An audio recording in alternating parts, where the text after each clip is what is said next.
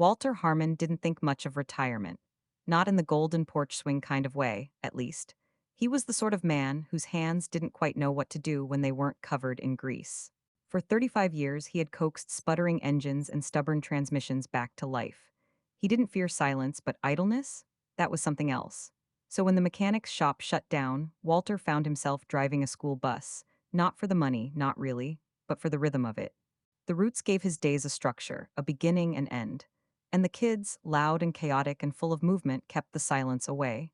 Every afternoon around 3:45 p.m., he'd steer the yellow beast through the winding streets of Willow Glen, Illinois. Tree-lined sidewalks and cookie-cutter homes passed by in a blur, framed in the rectangular windows streaked with the fingerprints of 100 children. They came aboard laughing, shouting, chewing gum they weren't supposed to have. They came with their phones, their tangled earbuds, their backpacks that seemed heavier with secrets than with textbooks. And every afternoon she was there. 3 rows behind him, on the right side, just above the front air vent. Always that same spot. A slight girl, maybe 14 or 15, hair like tangled riverweed falling into her eyes.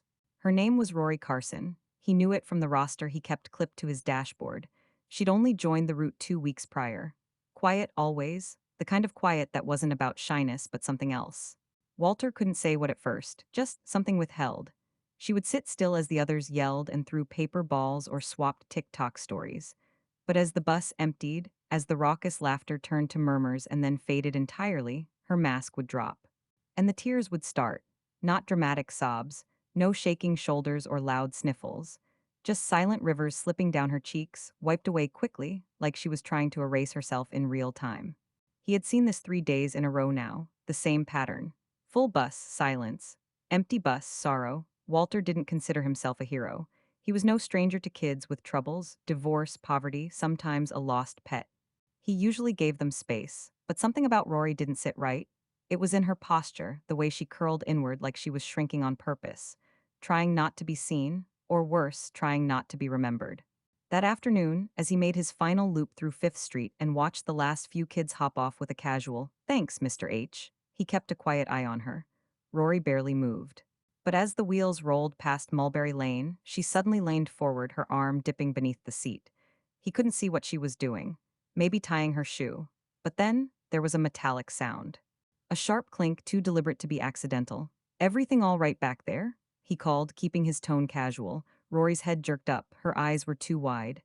"Yeah," she said quickly, too quickly. "Sorry, I dropped a tissue." Walter nodded, but something pricked at the back of his neck. Not fear exactly, just a knowing.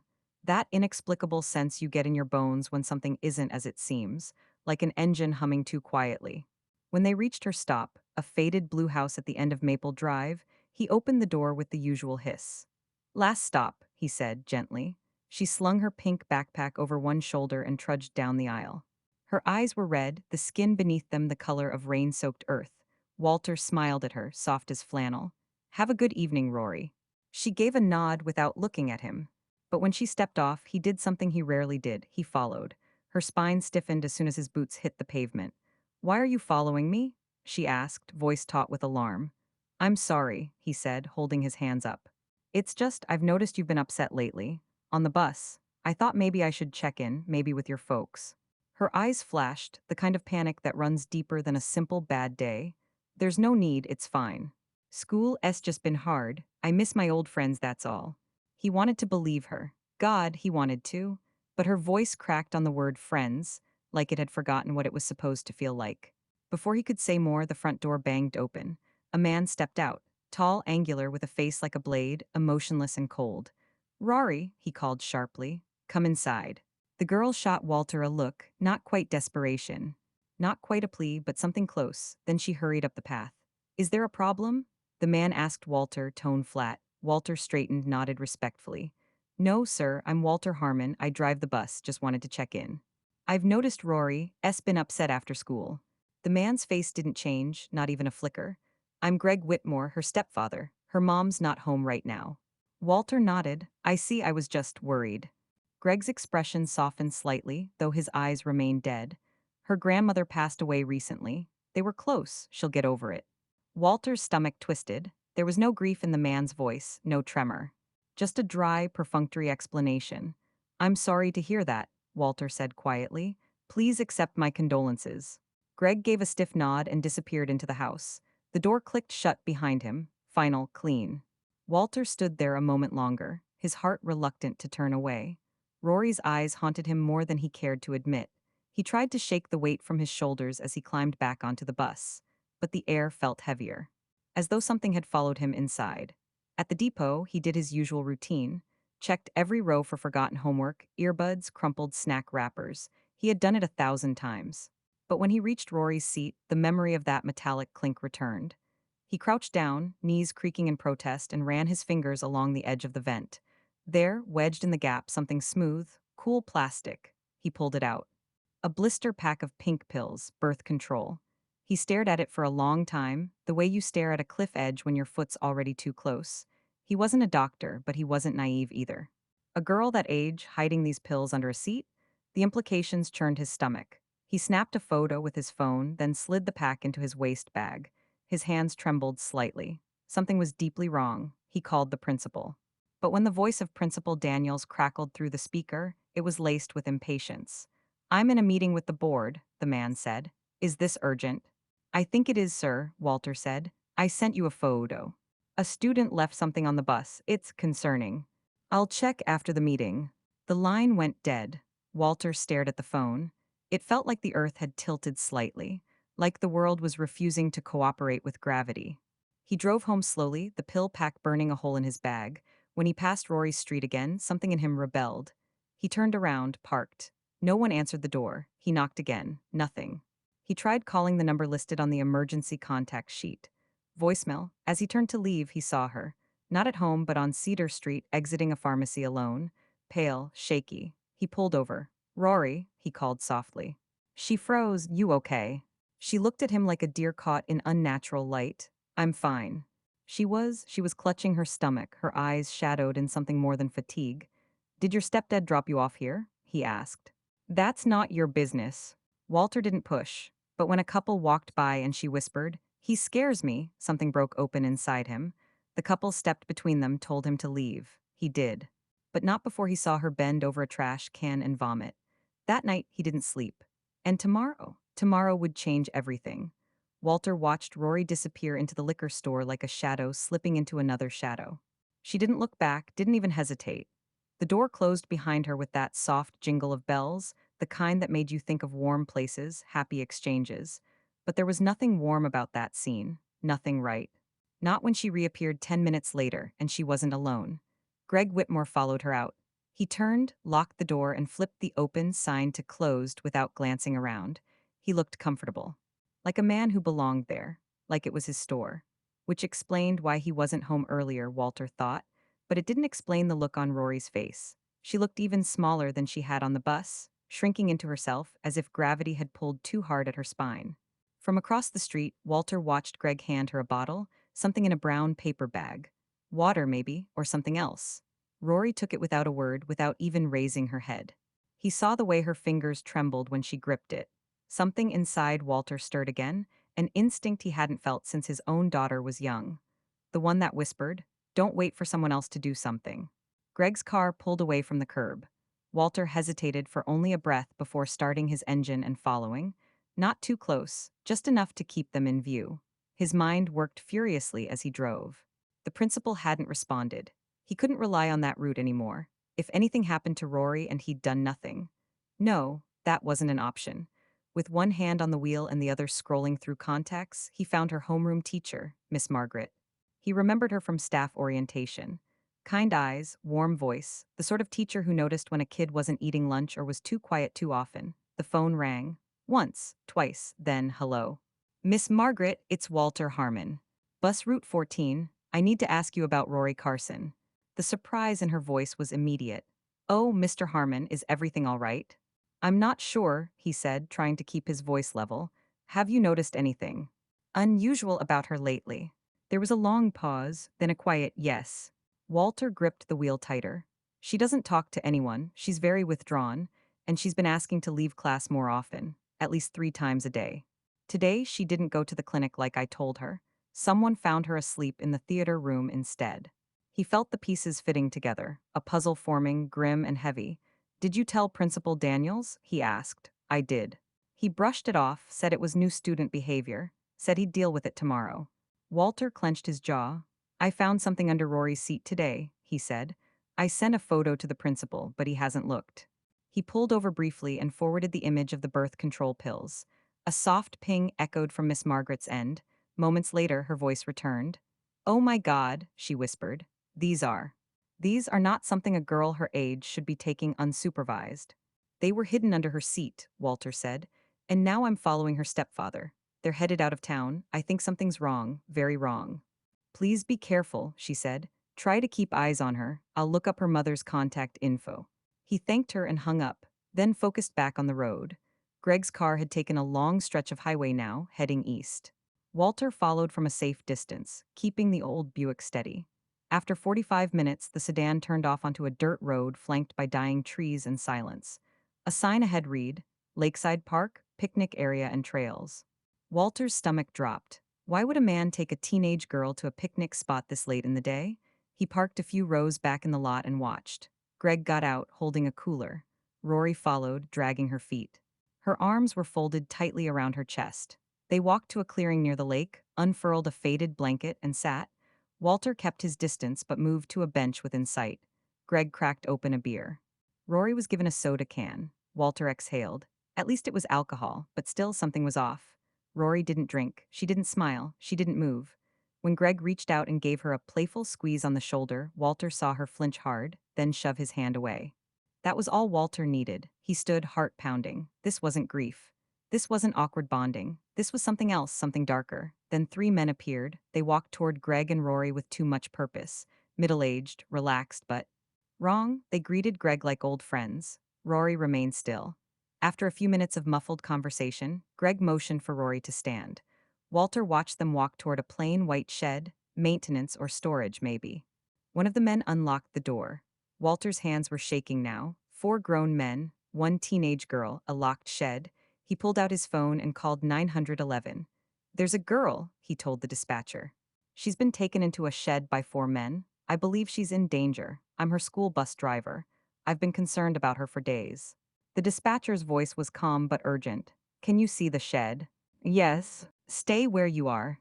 Officers are en route, 10 minutes. Walter crept closer, staying hidden behind a tree. He peered through a dirty window. What he saw made his skin crawl. Rory was backed into a corner. One of the men stood in front of her, his body language threatening. Greg's voice came through, muffled but cruel. You know what happens if you don't cooperate. Please, Rory whimpered. Don't make me, I can't do this. Your mother's gonna forget you ever existed when that baby comes, Greg hissed. Walter felt his body go cold. He whispered the words to the dispatcher, then a hand on his shoulder. He jumped. Two joggers stood behind him, their faces confused. Walter explained quickly, urgently. They listened. Then one peered through the window and cursed. We can't just wait. The police said. Then a silence fell from inside the shed. The men had heard something. The joggers didn't wait. They ran to the door and banged on it hard. Open up. Silence, then Rory's voice. Muffled, terrified, help me. In the distance, sirens, and finally, justice on wheels. Walter's breath caught as the police cars rolled into the park, their sirens wailing through the trees like warning calls to a world too quiet for its own good. Blue and red lights bounced off the trunks, shimmered in the lake's ripples, and cast strange shadows across the path. It was the kind of light that didn't illuminate, it revealed. Four officers emerged with military precision, their weapons drawn, their voices loud and unwavering. Police, come out with your hands where we can see them. Walter stayed hidden behind the thick trees, phone still in hand, heart thudding like it was trying to break out of his chest. There was no response from the shed. Nothing. Just a silence that seemed somehow darker than the threat itself. Then one officer, the largest, jogged back to the cruiser and returned with a breaching tool, heavy and gleaming with purpose. In seconds, the wood around the door splintered like dry bone. Walter held his breath. Hands up on your knees now. Three of the men complied immediately, dropping to the floor, hands shaking. But Greg didn't move. He stood, half blocking Rory, who was curled up on the floor, arms around her knees, eyes wide and shining like wet glass. Step away from the girl, the officer shouted, weapon-trained, voice hard. This is all a misunderstanding. Greg barked, his hands slightly raised but his feet rooted, his expression defiant like a cornered animal. Walter could hear every breath he took. Last warning. Greg's hand moved toward a bottle, alcohol, Walter thought, and closed around it slowly. You don't understand, Greg shouted, she. Drop it, four voices screamed at once. A long beat, a second, a terrible second too long. And then, finally, the bottle clattered back onto the shelf. Greg knelt. The metal of the cuffs locked around his wrists with the solid, undeniable sound of justice, cold, inevitable, and late. But just when Walter thought the storm had passed, Greg twisted violently in the officer's grip and lunged toward him. You, he screamed, this is your fault. His forehead came dangerously close to Walter's face before officers dragged him back, his legs kicking, his voice now just noise. Walter stood frozen, the echo of those words still vibrating inside him like a dissonant chord. This is your fault. As if seeing pain and daring to care had somehow broken the rules of how adults were supposed to look the other way. When the chaos settled and Greg was locked inside the patrol car, still spitting fury behind the glass, Walter approached the shed. Slowly, carefully, his legs felt like they didn't belong to him anymore. His breath was shallow. Rory was still there, huddled against the far wall, her cheeks streaked with tears, her hair tangled and damp. An officer, a woman with soft eyes and steady hands, knelt beside her. You're safe now, she whispered. You don't have to be afraid anymore. Walter stood just beyond the door, waiting, not sure if it was right to speak, not sure if anything he could say would make a difference. And then Rory looked at him. Her eyes, so small and fragile and tired, met his, and in them Walter saw something change. A flicker, a small, trembling thank you that didn't need words. The officer noticed and gave him a gentle nod. Come, she said. She wants to speak with you. Walter stepped forward slow, like he was walking across glass. When he crouched beside her, she whispered something that felt heavier than anything he'd carried in all his 62 years. Thank you. He didn't respond right away. He couldn't, his throat was tight. His eyes burned. Instead, he reached into his waist bag and pulled out the small package he had found under the bus seat, those pink pills, still wrapped in their blister pack, still haunting. I found these, he said softly. Under your seat, I think it's time you told someone why. Her face crumpled like paper. The walls she had built with silence, with lies, with fear, those walls gave way. My mom. She left to stay with my grandmother, to have the baby, she said. She said it was tradition. She's been gone 2 weeks. Walter didn't say a word, just listened. Greg started coming into my room a few nights after she left. He told me if I ever told anyone, he'd kill us. Me, the baby, my mom. Her voice cracked. Walter nodded slowly. You don't have to be scared anymore. I thought the pills would stop it, the sickness. I didn't really know what they were for, she said. A girl at school told me they'd help, but then someone found them in my backpack. I was so scared, so I started hiding them on the bus. A female paramedic knelt beside them. If you were already sick in the morning, sweetie, she said gently, those pills wouldn't stop a pregnancy. They're for prevention, not after. Rory looked confused, then terrified. Walter placed a hand near her but didn't touch. We'll figure this out together. You're not alone. I don't want to be pregnant, she whispered. My mom will hate me. No, she won't, said the social worker. This isn't your fault. You did nothing wrong. The officers nodded. The scene was now calm, controlled. The chaos had passed, but the weight of what had almost happened still pressed down on everyone. Then, a moment later, someone said softly, her mom's on her way to the hospital. We're taking Rory in now. Mr. Harmon, do you want to ride with her? Walter nodded. I won't let her wait alone. As they drove toward Willow Glen Memorial, the sirens were silent now. Just lights spinning slowly, like signals from another world. Walter sat beside Rory in the ambulance, her small hand wrapped in a blanket, her eyes closed but her body still tense. He didn't know what came next. He didn't know if justice would be enough. But he knew that choosing to care, even when it hurt, was never the wrong thing. The hospital smelled of antiseptic and breathless waiting. The kind of air that told you hope and grief had sat in the same plastic chair too many times. Walter hated hospitals, not because of what they were, but because of what they had to witness. They were the quiet custodians of human breaking points, and tonight they would hold Rory S. He sat beside her in the ambulance until they reached the emergency entrance, then walked behind the paramedics as they wheeled her inside. Her small frame, folded in on itself like something unfinished, seemed to shrink even more beneath the hospital's fluorescent light. Walter had never felt more useless than he did in that moment. Rory didn't speak. Not even when they lifted her onto the hospital bed. Not when a nurse asked her name. Not when they slipped the gown over her arms. But when the doctor stepped in and Walter turned to leave, she looked at him. Stay, her voice barely whispered. Please. So he stayed. Because what else do you do when a child looks at you like you're the only tether left to something decent? Dr. Chen was calm and steady. She spoke in tones that never rose above the sound of a breeze. After a brief exam, she stepped aside, her face grave. She's pregnant, she said. It landed like a weight, not a surprise, Walter already knew. But hearing it said aloud in the clear white light of a hospital room, it made everything real. It wasn't suspicion anymore, it wasn't fear, it was fact. Rory's breath hitched. She turned her head away. The tears returned. Walter reached out, hesitated, then gently laid his hand on the edge of the bed. I'm here, he said. And then chaos came bursting through the hospital doors in the form of two women, Rory's mother and grandmother. Her mother, Laura, ran to the bed, tears streaming, collapsing into her daughter with a kind of raw, instinctive agony only a parent could possess. Rory clung to her, her small hands clawing at the back of her mother's shirt as if she could disappear into her.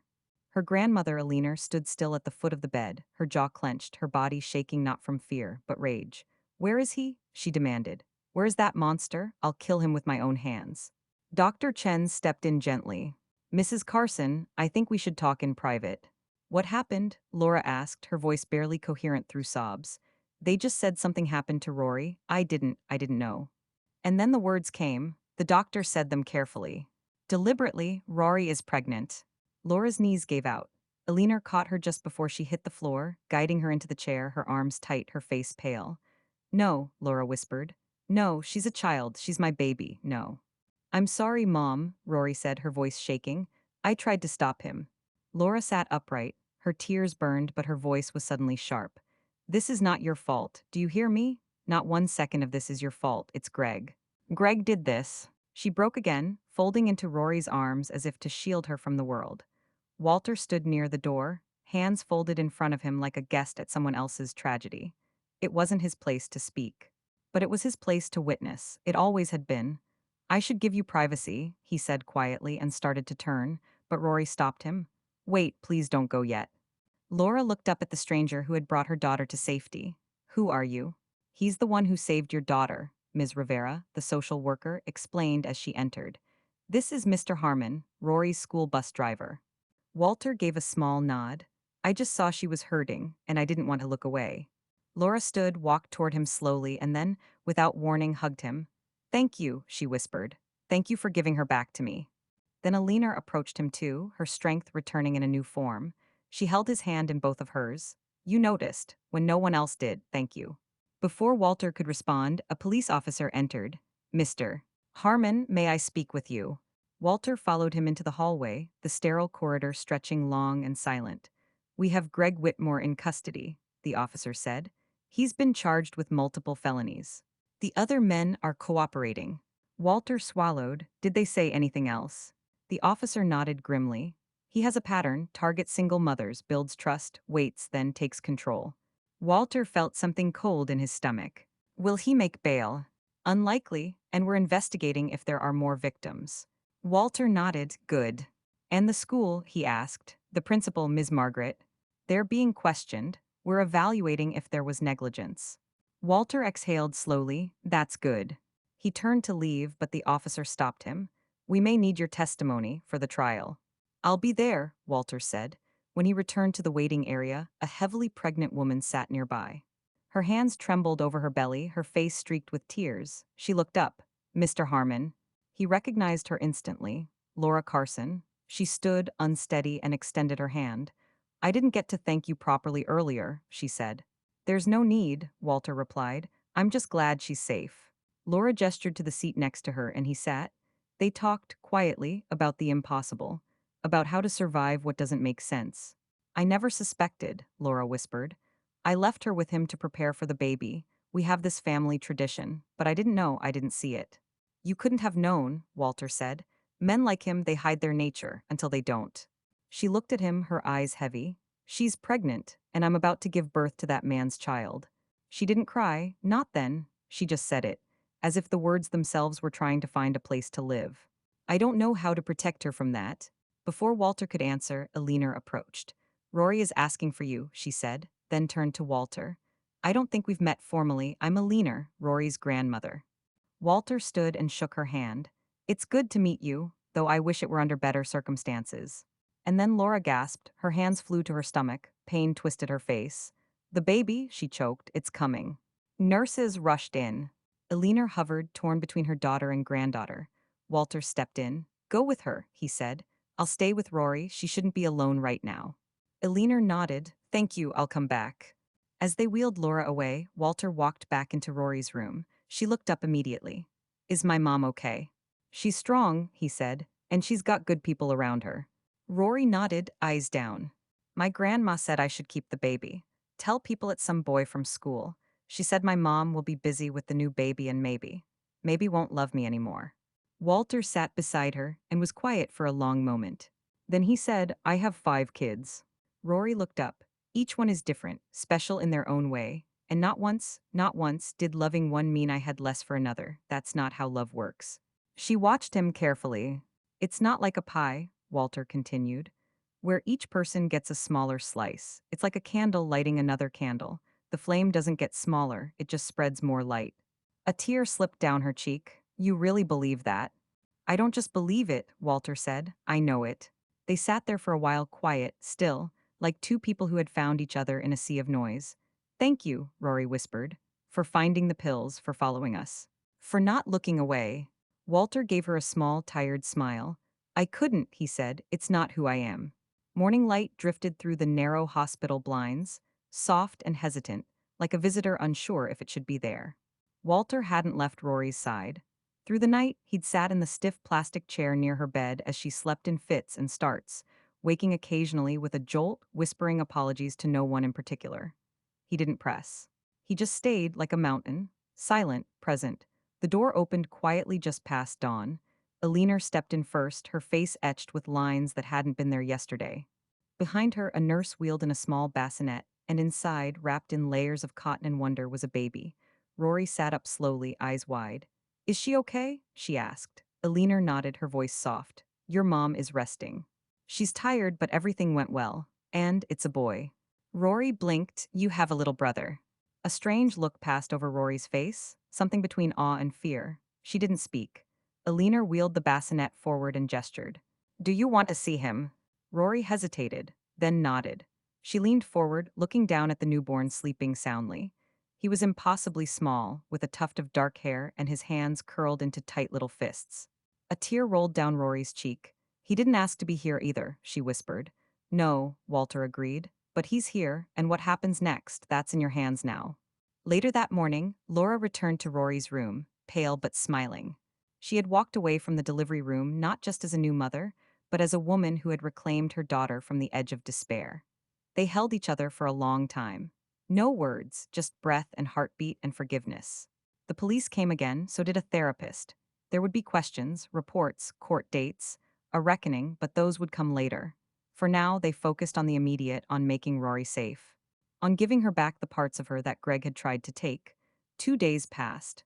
The hospital released Rory and Laura together, escorted by a leaner and a police detail. Walter drove them home in his own Buick, the back seat filled with silence and the weight of second chances. When they arrived at the house, the same faded blue one on Maple Drive, Laura stood by the door, holding the baby, and turned to Walter. Would you come in? Walter hesitated, but Rory looked up at him. Please. He followed them inside. The house was no longer what it had been. The shadows that used to linger in the corners seemed to have evaporated.